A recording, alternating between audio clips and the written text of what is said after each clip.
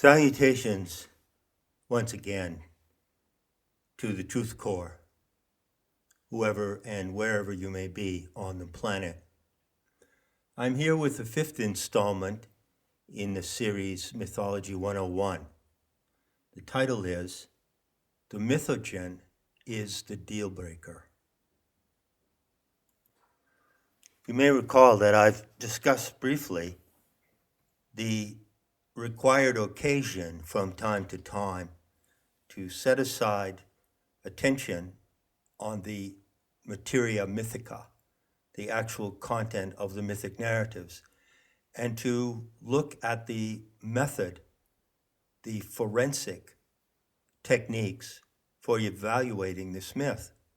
I can tell you this is not easy. I have estimated over the years something like this. If you go to source materials, for instance, if you go to the Greek astronomer whose name is spelled Aratus, maybe Aratus, and you will find primary source materials. In fact, Aratus was not only an astronomer, but a mythographer. That means someone who writes myth. And so his book, called Phenomena, is a compilation of the stellar mythology of the constellations. So it contains not only astronomical data, but mythological or mythographical data as well. So if you go and read Aratus, well, that in itself is quite an experience to delve into that material. And we're lucky that such first-hand material survives to this day. But I estimated, as I began to say, over the years, that for every single book of primary source material that you read, you need to consider reading 4 books that tell you how to interpret it, that tell you how to handle the material.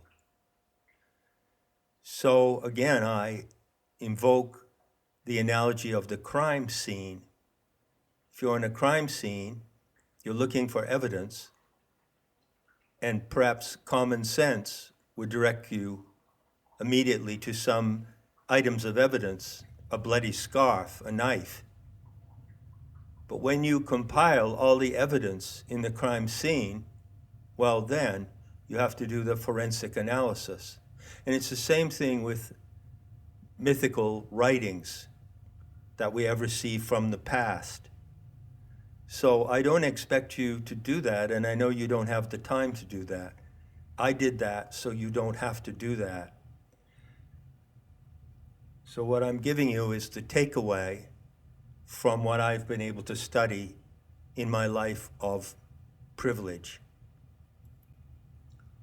Now, as you know, as you're learning, the genre of comparative mythology has its jargon, like any other genre, be it golf or the CIA or the IMF.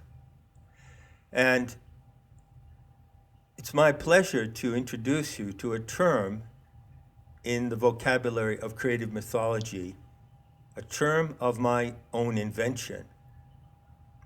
That term is mythogen. Now, immediately when you see the word mythogen, it cues you to pathogen.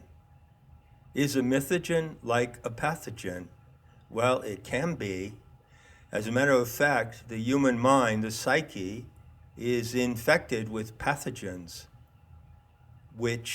some of which are benevolent, some of which are not, some of which are toxic. And there is in particular one mythical pathogen which is extremely toxic. And that comes out of the Semitic background that I'm discussing and describing and interpreting in these talks. So what is a mythogen? Well, one of the things that everyone faces when you look into any area of mythology, let's take an easy shot, Greek mythology. Well, what do you find? A vast inventory of stories, narratives, incidents, actions, adventures, the 12 labors of Hercules, for instance. And so you find yourself confronted with a vast assembly of material. What you need is a tool that shows you how to select out of that material the most crucial information it contains. Now, exploration of mythology relies on asking the right questions. And in fact, I've been using the tool of the Mythogen all along. It's what enables me to ask the right questions so that I get to the core answers. So what is the Mythogen? It is that selection from the vast body of mythology of any race or culture that defines the identity of the people and their mission or purpose. It explains who the people are, and it defines their purpose in being here. So those two elements, mission and purpose, are the components of the Mythogen. So now when you go to any body of mythological material, you even take a small selection out of Greek myths, for instance, you can go to that material with this question. And does that material answer this question? In many cases, it will not. Let me just illustrate by two examples. Let's take first the Mayan origin story, which is contained in the Popol Vuh, or the Book of the People. By the way, I discovered a helpful site. You'll find it linked in the notes for Mythology 101, which gives you immediate access to the origin stories of many different cultures and races. So I'm looking at it right now. The origin story of the Maya peoples, compiled by Cynthia Stokes Brown. Now, what does it say about the origin of the human species? Well, hold on a minute. You're already savvy to that distinction. Does it say anything about the origin of the human species as a whole, or is it race specific? Does it only describe the origin of the Maya peoples who produced the myth? You see, by having that question up front, you're already on the positive side of the learning curve in mythology. So the Mythogen is a superb tool for forensic investigation of myth, and it is also the deal breaker. I'll get to that point at the conclusion of this talk. So here, in paraphrase, is what the Popol Vuh says. Bear with me, reading off the screen. The makers, that is the designers or creators in this narrative, tried to form a giver of respect, a creature who would nurture and provide. They made a body from mud, but it didn't look good. It talked at first, but then it crumbled and disintegrated into water. Then the heart of sky called on the wise ones, the diviners, the grandfather and grandmother spirits, to help decide how to form a person. The grandparents said it was well to take wooden carvings, human in looks and speech. So wooden humans came into being. They talked and multiplied, but there was nothing in their minds and hearts, no memory of their originators, their designers, no memory of heart of sky. Stop here for a moment. Heart of sky is the beautiful expression in Maya myth for the originator, the creator God, if you will, using Abrahamic language. And so the heart of sky wants to create a creature of respect. Respect to whom? Well, respect to its originator. And so the story goes on, and it takes a curious twist. The human beings created on the model of wooden carvings talked and multiplied. But then there came a great destruction. The wooden carvings were killed when the heart of sky devised a flood for them. It rained all day and night. The animals came into the homes of the wooden carvings and ate them. The people were overthrown. The monkeys in the forest are a sign of this. They look like the previous people, mere wooden carvings. It's lovely, isn't it? Already, can you get the richness of this material? I mean, what you actually have here is not only the inclusion of another mythic theme, the flood, but you have the notion that animals in this flood scenario came into the homes and ate the people. I love that. That's a great variation on the myth of Noah from the Bible. That is a sub-narrative in the Semitic myth. And in the myth of Noah, of course, Noah gathered pairs of all the animals in the ark, and they sailed away from the flood, and then they restarted the whole process of human civilization again after the flood. But in the Noahic myth, the animals are protected by Noah, the Manu, but I prefer the Maya myth that the animals ate the human beings who were, for some reason or other, misbehaving. And all misbehaving on the part of human animals is due to a lack of respect for the mother animal herself. You can put it down to that in each and every case. Now, looking at this brief sketch of Maya creation story, if you apply the Mythogen, you apply it carefully, like a scalpel, well, you can peel apart the layers of the myth and you can ask a valid question. Always ask this question.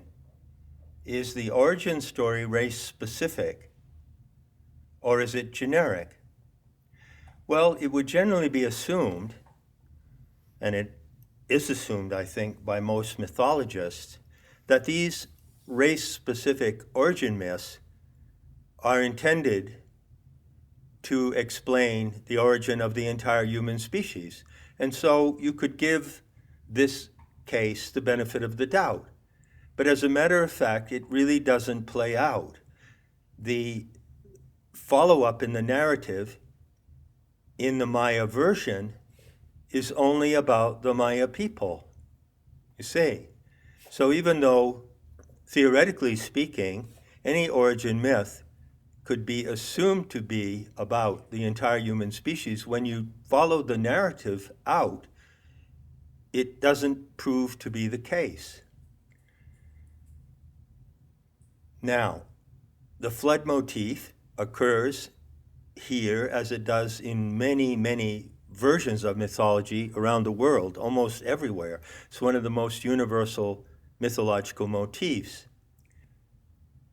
Here I might add, not as a digression, but rather as a footnote, an important footnote, it was the prevalence of the flood motif that allowed scholars at the end of the 19th century to bust the monopoly of the Semitic myth. You see, until that time, scholars, mainly white European men and women, were members of generations of people who had been indoctrinated by the Semitic myth, the special case of the chosen people, and the agenda that goes along with it. And there was a tendency to elevate biblical myth as the paramount story to guide the human species. But in fact, what happened in a series of dramatic events at the end of the 19th century, when comparative mythology really got up and running, well, the scholars of that time discovered that there were many, many older versions of the myth than you find in the Bible. Many older versions of the flood motif. And so they concluded, well, we've got to bust the Semitic myth. It can no longer be held as paramount, and it certainly no longer has a monopoly on human attention. That was a tremendous breakthrough, as you can imagine.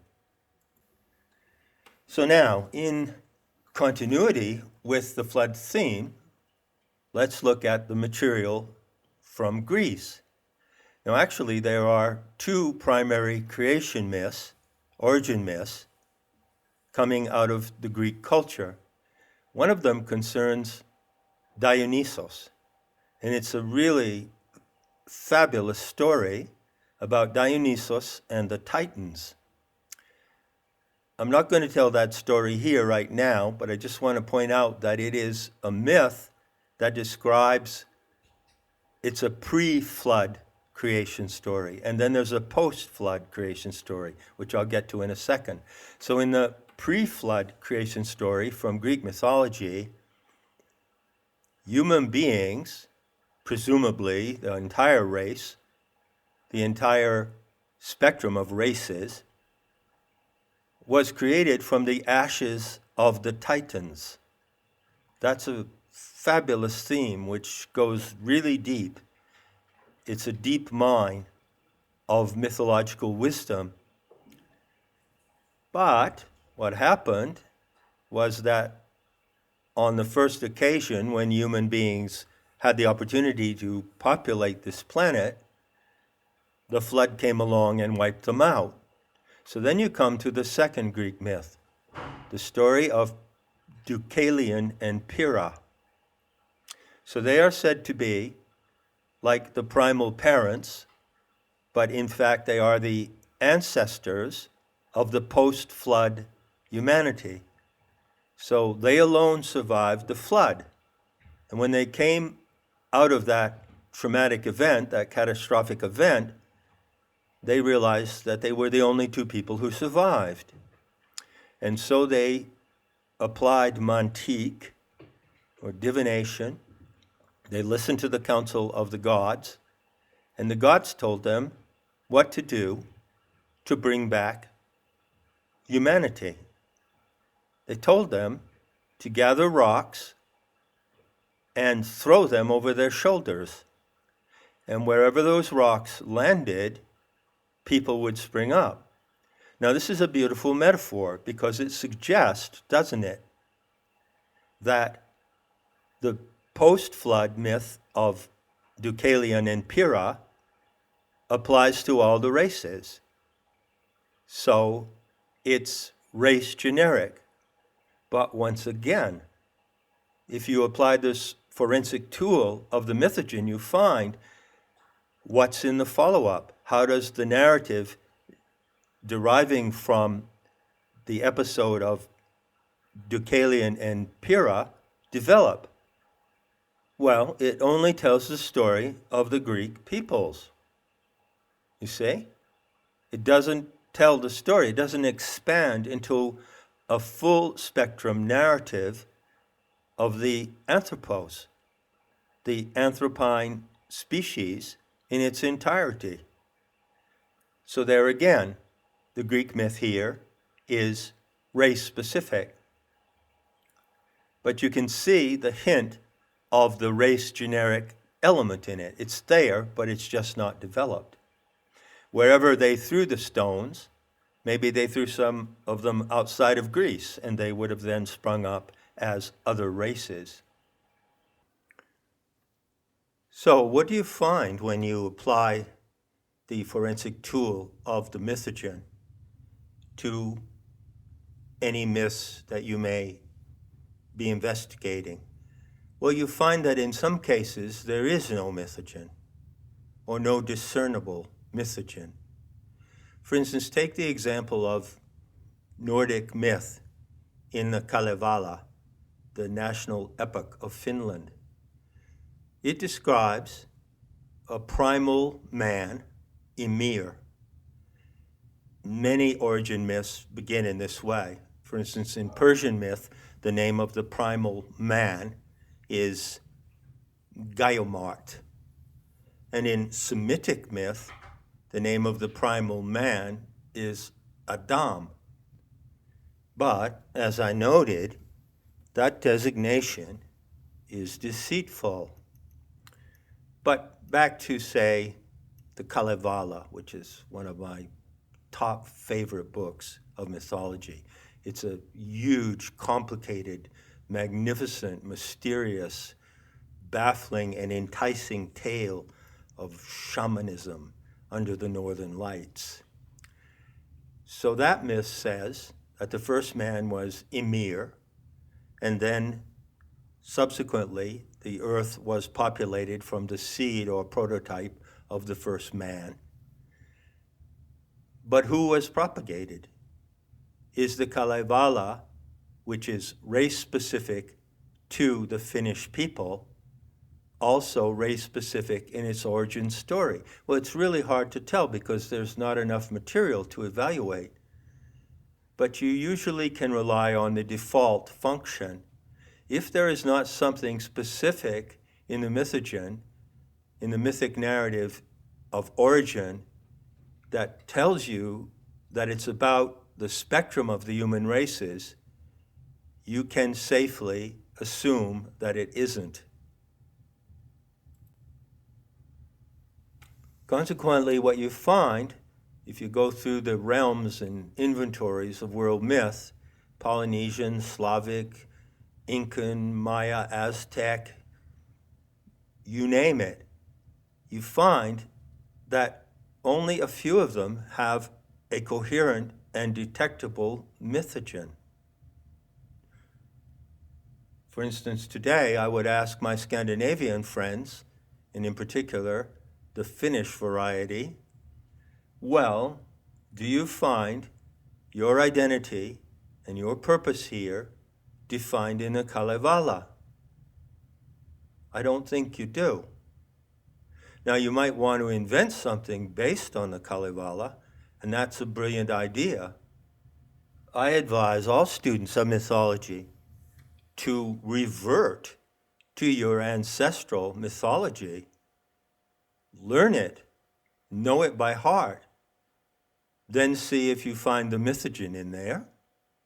And if you don't, well, it's time for you to invent what's missing based on your ancestral wisdom that comes from your creation myth.